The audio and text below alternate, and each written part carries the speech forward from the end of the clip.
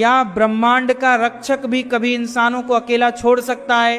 आगामी 29 जून की रात को जब पूरा देश गहरी नींद में सो रहा होगा, ठीक उसी वक्त ब्रह्मांड के स्वामी भगवान जगन्नाथ इस धरती से अचानक गायब हो जाएंगे।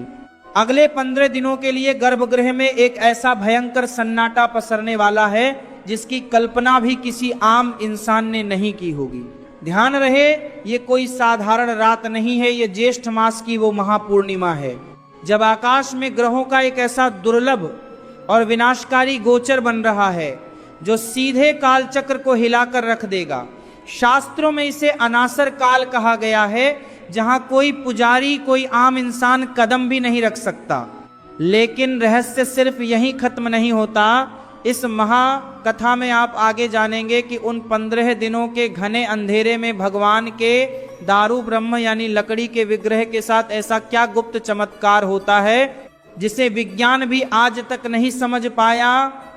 और जब पुरी के कपाट बंद होते हैं तो साक्षात जगन्नाथ जी का तेज किस गुप्त स्थान पर समाहित हो जाता है। और सबसे बड़ा झटका तो आपको तब लगेगा जब इस महापूर्णिमा की रात आसमान में राहु केतु का कालसर्प विभीषिका योग जाग उठेगा। संतों ने साफ शब्दों में चेताया है कि जब पूरी सृष्टि का पालनहार ही 15 दिनों के लिए गहरी योग निद्रा में चला जाएगा, तब ब्रह्मांड का सुरक्षा कवच पूरी तरह हट जाएगा। इस भयानक सन्नाटे के बीच 3 ऐसी बदकिस्मत राशियां हैं जिन पर राहु की काली और विनाशकारी दृष्टि सीधे पड़ने जा रही है। कालचक्र का यह वो खौफनाक मोड़ होगा जहां एक छोटी सी गलती इन राशियों के हंसते खेलते जीवन में ऐसा कोहराम मचाएगी कि संभलने का मौका तक नहीं मिलेगा। क्या आपकी राशि भी इन संकटग्रस्त राशियों की सूची में शामिल है? स्कंद पुराण की वो खौफनाक भविष्यवाणियां जो आज सच होने जा रही हैं, और इस सूने कालचक्र में आपकी राशि पर मंडराने वाले इस महा संकट का पूरा सच। आज आप इस महाकथा के बिल्कुल आखिरी हिस्से तक जानेंगे। सनातन धर्म के ऐसे ही परम रहस्यों और प्रामाणिक ज्ञान को लगातार जानने के लिए धर्म की पुकार परिवार से अभी जुड़ जाइए, ताकि काल चक्र की कोई भी महत्वपूर्ण जानकारी आपसे छूट न जाए। इस पूरी सृष्टि का नियम है कि जो जन्म लेता है उसे समय के चक्र से गुजरना ही पड़ता है। लेकिन क्या कभी आपने सोचा है कि जिस ईश्वर ने इस पूरे ब्रह्मांड की रचना की, जो काल के चक्र से भी परे हैं, क्या उन्हें भी इंसानों की तरह नियमों में बंधना पड़ता है? जब हम सनातन धर्म की गहराई में उतरते हैं तो हमें जगन्नाथपुरी की इस पावन धरा पर साक्षात ब्रह्म के मानवीय रूप के दर्शन होते हैं। स्कंद पुराण के उत्कल खंड में पुरुषोत्तम क्षेत्र के महात्म्य का जो वर्णन मिलता है वह किसी भी आम इंसान की बुद्धि को चकित कर देने के लिए काफी है। राजा इंद्रद्युम्न ने जब इस कलयुग के पावन धाम की स्थापना की थी, तब स्वयं भगवान ने उन्हें आदेश दिया था कि ज्येष्ठ मास की पूर्णिमा के दिन उनका महास्नान उत्सव मनाया जाए। यह स्नान यात्रा केवल एक धार्मिक कर्मकांड नहीं है, बल्कि यह वह मोड़ है जहां से साक्षात ईश्वर अपनी सबसे रहस्यमयी लीला का आरंभ करते हैं। इस दिन पुरी के भव्य मंदिर में एक अद्भुत दृश्य देखने को मिलता है। चिलचिलाती गर्मी के ठीक बाद भगवान जगन्नाथ, उनके बड़े भाई बलभद्र और लाडली बहन सुभद्रा को मंदिर की रत्नवेदी से उतारकर स्नान वेदी पर लाया जाता है। पूरा वातावरण शंख ध्वनि, ढोल नगाड़ों और हरिनाम के संकीर्तन से गूंज उठता है। चारों तरफ आस्था का ऐसा समंदर उमड़ता है कि देखने वाले की आंखें सजल हो जाती हैं। शास्त्रों के अनुसार इस महास्नान के लिए कुएं के जल का उपयोग किया जाता है, जो साल में केवल एक बार इसी दिन खुलता है। इस कुएं को सुना कुआं कहा जाता है और इसके जल को सुगंधित बनाने के लिए उसमें चंदन, कपूर, केसर और कई तरह की दुर्लभ जड़ी बूटियां मिलाई जाती हैं। कुल 108 घड़ों के इस पवित्र और शीतल जल से जब तीनों विग्रहों को स्नान कराया जाता है तो भक्तों के जयकारों से पूरा आसमान गूंज उठता है। जब हम सनातन धर्म के इन महापुराणों के पन्नों को गहराई से पलटते हैं तो स्कंद पुराण के साथ साथ ब्रह्म पुराण और नारद पुराण में भी इस अद्भुत स्नान यात्रा का एक ऐसा अकाट्य सच मिलता है जो इस कलयुग के इंसानों की सोच से परे है। पुराणों की कथा के अनुसार जब साक्षात विश्वकर्मा जी के हाथों से निर्मित इन दिव्य विग्रहों की स्थापना की जा रही थी, तब स्वयं नारायण ने राजा को स्वप्न में आदेश देकर कहा था कि ज्येष्ठ मास की इस महापूर्णिमा के दिन वे स्वयं समस्त देवी देवताओं के साथ इस स्नान वेदी पर प्रकट होंगे। पुराणों में स्पष्ट लिखा है कि जो भी सनातनी इस ज्येष्ठ पूर्णिमा के दिन भगवान के इस दिव्य स्नान के साक्षात दर्शन कर लेता है, उसके जन्म जन्मांतर के पाप उसी क्षण भस्म हो जाते हैं और उसे सीधे मोक्ष की प्राप्ति होती है। इसी कारण से इस पावन तिथि को शास्त्रों में देव स्नान पूर्णिमा के नाम से अमर कर दिया गया, क्योंकि इस दिन इंसानों से पहले साक्षात स्वर्ग के देवता आकर प्रभु का अदृश्य रूप से अभिषेक करते हैं। लेकिन इसी भव्यता के ठीक पीछे एक गहरा और रहस्यमयी सन्नाटा अपना रास्ता बना रहा होता है। जैसे ही यह महास्नान समाप्त होता है, प्रकृति अपना रुख बदलती है, ज्येष्ठ की भीषण गर्मी विदा होने लगती है और वर्षा ऋतु की पहली फुहारें धरती पर दस्तक देती हैं। मौसम के इस अचानक बदलाव और एक साथ 108 घड़ों के ठंडे जल से स्नान करने के कारण भगवान के इस सजीव विग्रह को तीव्र ज्वर यानी बहुत तेज बुखार आ जाता है। यह सनातन धर्म की वो अनूठी और सबसे सुंदर परंपरा है जहां भगवान को किसी पत्थर की मूर्त नहीं बल्कि एक जीवित राजा और परिवार के मुखिया के रूप में पूजा जाता है।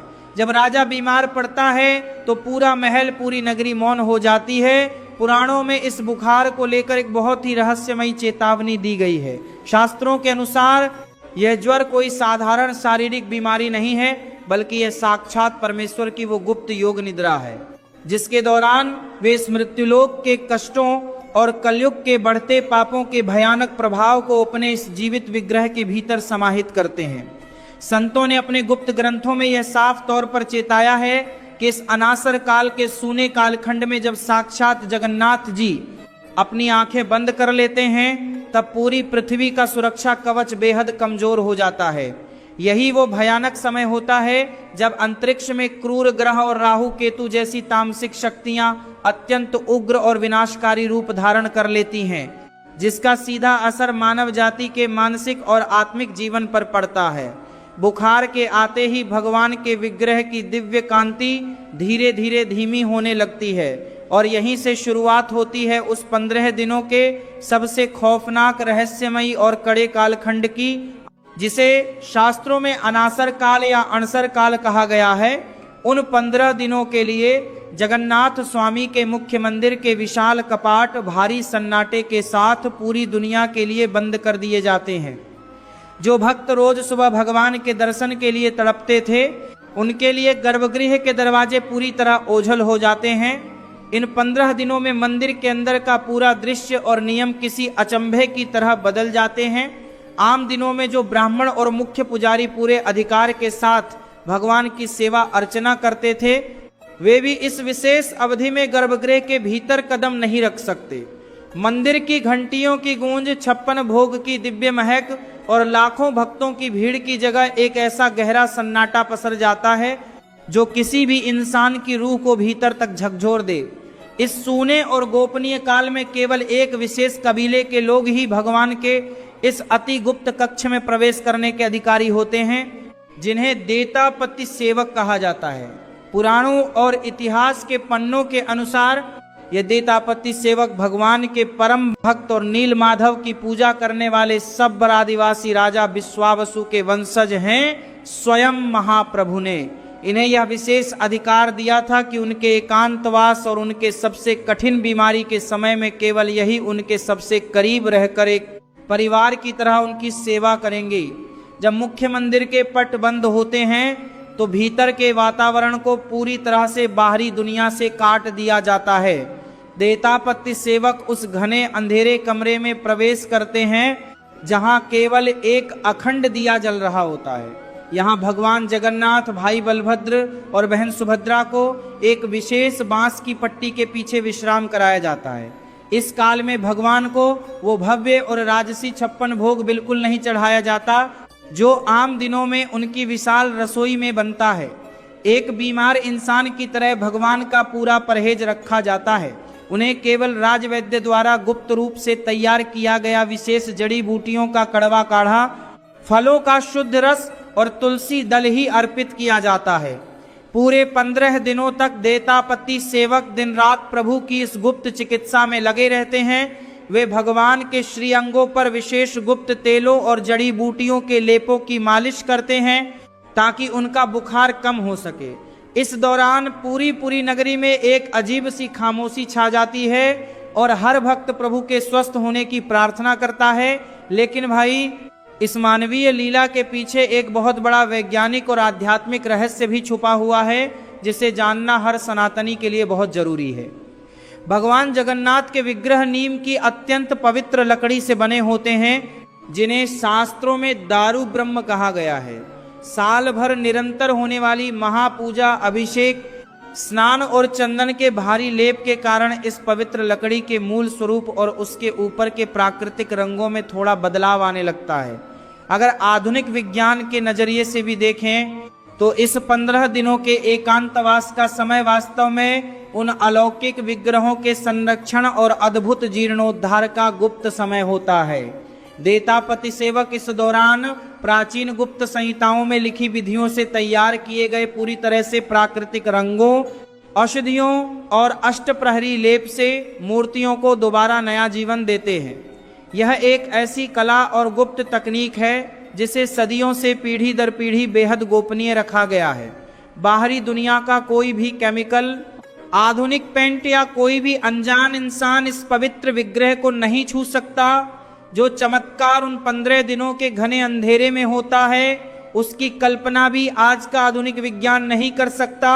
जब भगवान इस काल कोठरी से वापस बाहर आते हैं तो उनका स्वरूप इतना दैदीप्यमान, आकर्षक और नया होता है जैसे उन्होंने साक्षात कोई नया शरीर धारण कर लिया हो। शास्त्रों में यह भी बताया गया है कि इन 15 दिनों में जब मुख्य मंदिर के कपाट बंद होते हैं तो भगवान का असली तेज और उनकी दिव्य ऊर्जा उस गर्भगृह से कुछ समय के लिए ओझल हो जाती है। स्कंद पुराण के अनुसार इस अवधि में भगवान जगन्नाथ का तेजपुरी से लगभग 14 किलोमीटर दूर ब्रह्मगिरी के घने जंगलों में स्थित अलारनाथ मंदिर में जाकर समाहित हो जाता है।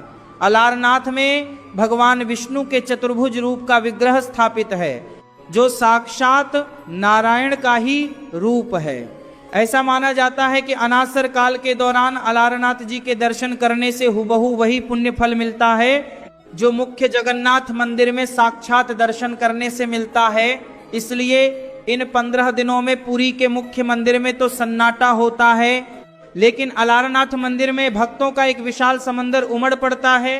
भक्त वहां जाकर भगवान के इस वैकल्पिक रूप के दर्शन करते हैं और अपने महाप्रभु के स्वस्थ होने की प्रतीक्षा करते हैं। और फिर आता है वो पावन और ऐतिहासिक दिन जब 15 दिनों का यह भयंकर और रहस्यमयी सन्नाटा एक महाउत्सव की गूंज में बदल जाता है। शास्त्रों के अनुसार आषाढ़ मास के शुक्ल पक्ष की द्वितीय तिथि को, जिसे पूरे देश में और विशेषकर गुजरात की पावन धरा पर अत्यंत पवित्र आषाढ़ बीज के नाम से मनाया जाता है, साक्षात जगन्नाथ जी पूर्ण रूप से स्वस्थ होकर अपनी इस लंबी योग निद्रा से बाहर आते हैं। इसी आषाढ़ बीज के महामुहूर्त पर पुरी की धरती पर विश्व प्रसिद्ध रथ यात्रा का महाशंखनाद होता है। यह साक्षात नारायण की वो परम करुणामयी लीला है जिसमें भगवान खुद चलकर अपने भक्तों के बीच गलियों और रास्तों पर आते हैं। जो राजा 15 दिनों तक एक अंधेरे कक्ष में बंद था, वह इस आषाढ़ बीज की सुबह पूरी तरह सज धज कर अपने भव्य नंदी घोष रथ पर सवार होता है, ताकि समाज के उस आखिरी और वंचित इंसान को भी दर्शन दे सके जो किसी कारणवश मुख्य मंदिर के भीतर नहीं जा सकता।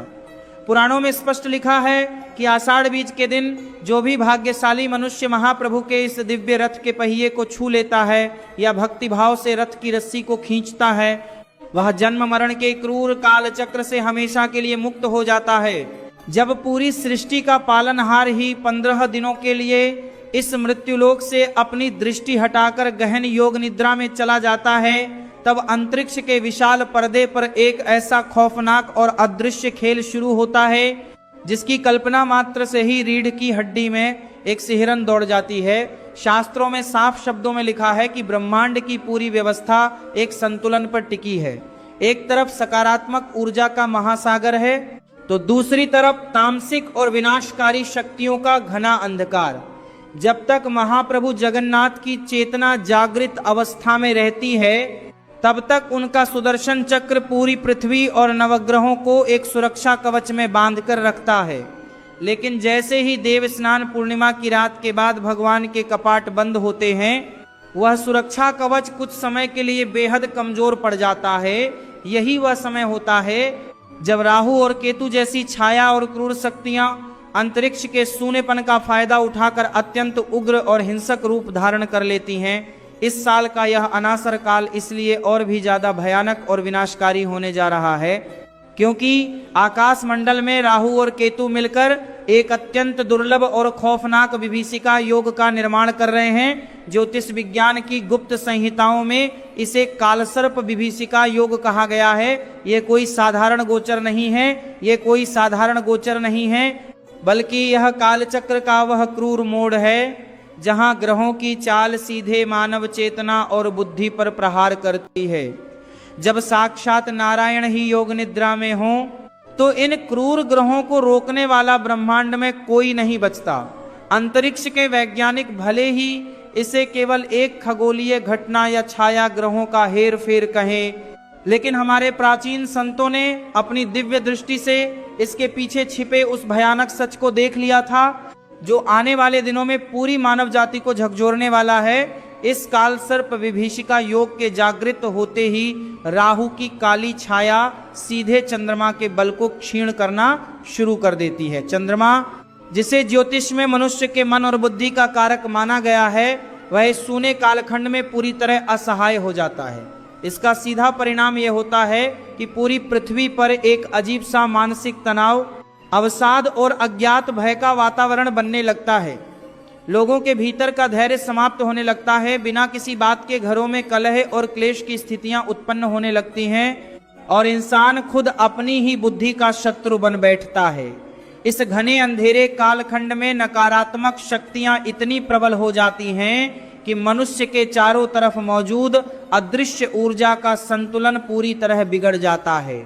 जो लोग मानसिक रूप से कमजोर हैं या जिनकी कुंडली में ग्रहों की स्थिति ठीक नहीं है, उनके जीवन में यह 15 दिन किसी अग्नि परीक्षा से कम नहीं होने वाले हैं। लेकिन इस अंतरिक्षीय कोहराम का सबसे ज्यादा क्रूर और विनाशकारी प्रभाव पूरी दुनिया पर नहीं बल्कि विशेष रूप से 3 ऐसी बदकिस्मत राशियों पर पड़ने जा रहा है जिनके चक्र में राहु इस समय अपनी सबसे नीच और वक्र दृष्टि जमाए बैठा है। कालचक्र के इस खौफनाक मोड़ पर इन 3 राशियों के जातकों के हंसते खेलते जीवन में एक ऐसा बवंडर आने वाला है जिसकी उन्होंने सपने में भी कल्पना नहीं की होगी। इन राशियों के लिए यह अनासर काल का समय साक्षात काल के मुख में कदम रखने जैसा साबित हो सकता है, जहां एक छोटी सी लापरवाही, एक गलत निर्णय या वाणी का एक कड़वा शब्द इनके पूरे करियर, इनके परिवार और इनके मान सम्मान को मिट्टी में मिला सकता है। संतों ने साफ शब्दों में चेताया है कि जब पूरी सृष्टि का रक्षक ही विश्राम में चला गया हो तब इन पीड़ित राशियों को अपने जीवन के हर एक कदम को फूंक फूंक कर रखना होगा। वे 3 राशियां कोई और नहीं बल्कि मेष, कन्या और मीन राशि हैं। इन तीनों ही राशियों के चक्र पर राहु और केतु का यह कालसर्प योग इस समय सबसे घातक और सीधा प्रहार करने जा रहा है। लेकिन भाई, इन 3 राशियों का नाम सुनते ही बाकी की 9 राशियों के जातकों को यह सोचने की भूल बिल्कुल नहीं करनी चाहिए कि वे पूरी तरह सुरक्षित हैं और चैन की नींद सो सकते हैं। ज्योतिष शास्त्र के गुप्त नियमों के अनुसार जब ब्रह्मांड के नायक स्वयं योग निद्रा में चले जाते हैं तब आकाश मंडल का पूरा सुरक्षा कवच ही हट जाता है।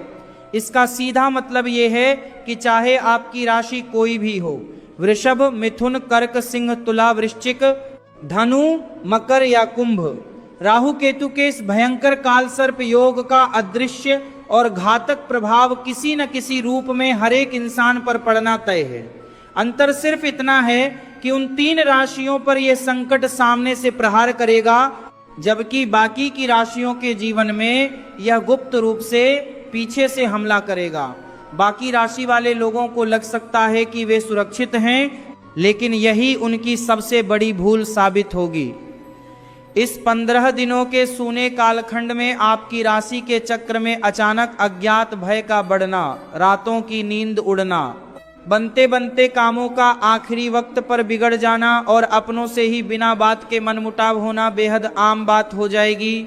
संतों ने साफ शब्दों में कहा है कि जब पूरी सृष्टि का रक्षक ही विश्राम में हो, तब हर एक राशि के मनुष्य को अत्यंत सावधान रहने और अपनी आत्मिक ऊर्जा को जगाने की सख्त जरूरत है। अगर इस समय बाकी राशि वालों ने भी लापरवाही बरती या शास्त्रों में बताए गए नियमों की अनदेखी की, तो उनके जीवन की गाड़ी भी पटरी से उतरते देर नहीं लगेगी। यही कारण है कि मेष राशि के जातकों के लिए यह समय इनके क्रोध और अहंकार को इस कदर बढ़ा देगा कि वे अपने ही हाथों अपने बने बनाए रिश्तों और व्यापार को तबाह कर लेंगे। उनका मन लगातार भटकता रहेगा और वे अनजाने में किसी ऐसे बड़े विवाद में फंस सकते हैं जिससे बाहर निकलने का रास्ता उन्हें सालों तक नहीं मिलेगा। वहीं दूसरी तरफ कन्या राशि के जातकों पर राहु की काली दृष्टि उनके धन और स्वास्थ्य पर सीधा हमला करेगी।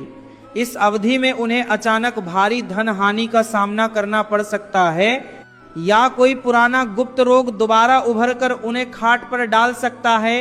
उनके अपने ही लोग उनके साथ ऐसा भयंकर विश्वासघात करेंगे कि कानों कान खबर तक नहीं होगी। और तीसरी सबसे प्रभावित राशि है मीन राशि, जिसके जातकों के मानसिक संतुलन पर यह गोचर सबसे गहरा घाव करने जा रहा है। मीन राशि के लोगों को रात में भयानक और अजीब सपने आ सकते हैं। हर समय एक अज्ञात डर उन्हें सताता रहेगा और वे बिना किसी कारण के अपने ही परिवार के सदस्यों पर शक करने लगेंगे। इस सूने काल में उनकी निर्णय लेने की क्षमता पूरी तरह शून्य हो जाएगी, जिससे वे करियर में कोई ऐसा आत्मघाती कदम उठा सकते हैं जिसका पछतावा उन्हें जीवन भर रहेगा। तो आखिर इस महाविनाशकारी गोचर और अनासर काल के भयंकर सन्नाटे से बचने का रास्ता क्या है? स्कंद पुराण और प्राचीन संतों ने इस सूने कालखंड से सुरक्षित बाहर निकलने के लिए कुछ बेहद शक्तिशाली और गुप्त उपायों का वर्णन किया है, जो हर एक राशि के इंसान के लिए इस अंधकार में एक ढाल का काम करेंगे। इस 15 दिनों के दौरान सबसे पहला और कड़ा नियम यह है कि किसी भी राशि के व्यक्ति को भूलकर भी अपने घर में तामसिक भोजन, मदिरा या अनैतिक आचरण को जगह नहीं देनी चाहिए, क्योंकि इस समय ब्रह्मांड की नकारात्मक शक्तियां ऐसी जगहों पर तुरंत हावी हो जाती हैं। हर एक राशि के जातक को इस संकट काल में रोज सुबह और शाम के समय अपने घर में कपूर जलाकर पूरे घर में उसका धुआं दिखाना चाहिए, जिससे राहु की काली छाया आपके घर की चौखट को पार न कर सके। और सबसे अचूक महा उपाय है महाप्रभु का वो गुप्त मंत्र, जो इस सूने काल में साक्षात नारायण के तेज को आपके भीतर जागृत रखता है। हर राशि के इंसान को इस 15 दिनों में प्रतिदिन कम से कम एक माला ओम नमो भगवते वासुदेवाय या हरे कृष्ण कृष्ण कृष्ण हरे हरे, हरे राम राम राम हरे हरे महामंत्र का जाप शांत मन से बैठकर अवश्य करना चाहिए। शास्त्रों का दावा है कि जब भक्त इस सूने काल में प्रभु के नाम का स्मरण करता है तो भले ही भगवान योग निद्रा में हो, लेकिन उनका सुदर्शन चक्र अदृश्य रूप से उस भक्त की और उसके पूरे परिवार की 24 घंटे रक्षा करता है। जैसे ही यह कठिन 15 दिन समाप्त होते हैं, अंतरिक्ष का यह कोहराम भी शांत होने लगता है। आषाढ़ बीज की वो पावन सुबह आती है जब महाप्रभु पूर्ण रूप से स्वस्थ होकर दिव्य रूप धारण करके अपने रथ पर सवार होते हैं और पूरी सृष्टि पर एक बार फिर उनका सुरक्षा कवच लौट आता है। कालचक्र का यह वो पावन मोड़ है जो हमें सिखाता है कि अंधकार चाहे कितना भी घना क्यों न हो, सनातन के विश्वास और प्रभु की कृपा के आगे उसे एक न एक दिन छंटना ही पड़ता है। सनातन धर्म के ऐसे ही परम रहस्यों, प्रामाणिक कथाओं और अपने जीवन को संकटों से बचाने वाले अद्भुत ज्ञान को लगातार जानने के लिए अपने इस धर्म की पुकार परिवार से अभी जुड़ जाइए और कमेंट बॉक्स में पूरी श्रद्धा के साथ जय जगन्नाथ लिखना बिल्कुल मत भूलिएगा। महाप्रभु जगन्नाथ आप सभी की रक्षा करें।